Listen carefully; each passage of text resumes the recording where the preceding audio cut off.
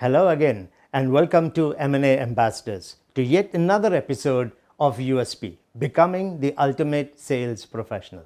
Now, I keep getting asked a question often about whether it's okay to address a prospect using their first name, or should we be formal and say Mr.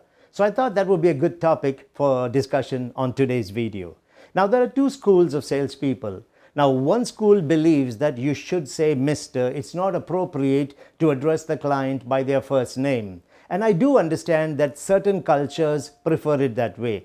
People above a certain age limit might also not be very open to being addressed by the first name. And it's also possible that certain people, depending on their social standing, might want to be addressed by a title such as Your Excellency, Your Highness, Doctor, Engineer, etc. But that typically accounts for around 20% of the people that you would be speaking with. But there is the other 80% with whom you can create a different level of leverage. So the second school of salespeople actually prefer calling the client or the prospect by their first name. Now let's first understand what are the benefits of doing that. And by the way, if you belong to the first school which prefers using Mr., please go ahead and do that. This is not a debate on should you or should you not. Let's look at two opportunities that you have and you choose which one works for you. Now, the second school believes that calling the client by first name creates an advantage, and that is true. It actually helps close deals faster. This is according to Dale Carnegie. Now, what's the reason deals get closed faster? The first reason is that you build rapport and trust faster. Think of who calls you by your name. It's usually family, friends, and colleagues.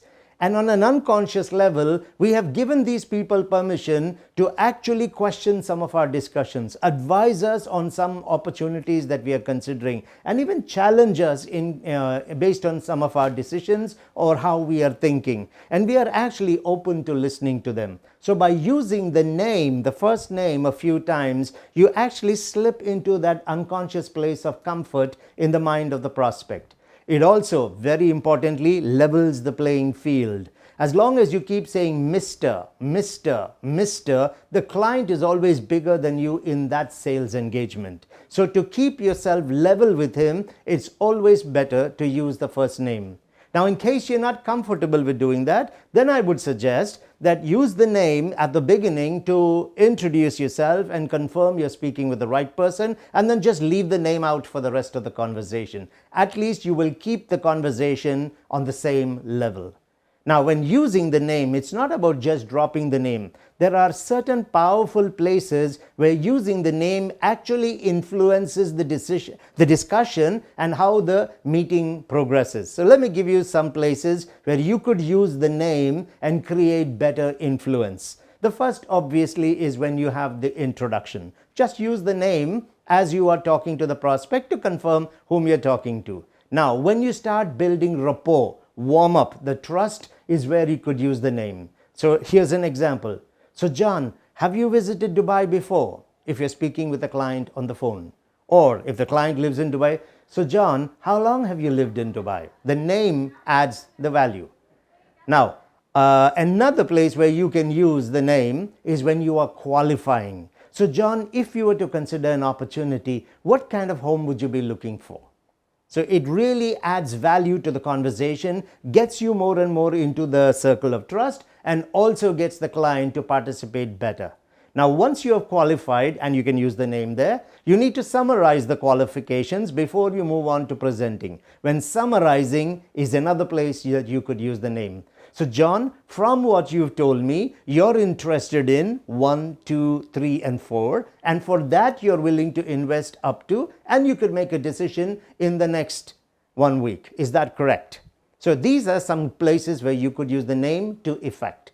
When presenting solutions, so John, from what you told me, the best two options for you are 1 and 2, and go into presenting them. Now, when you're handling objections, clients may raise concerns. It could be perception, it could be genuine concerns, but they're moving into a place of a negative feeling. So you want to express empathy. John, I'm glad you brought that up. John, I understand.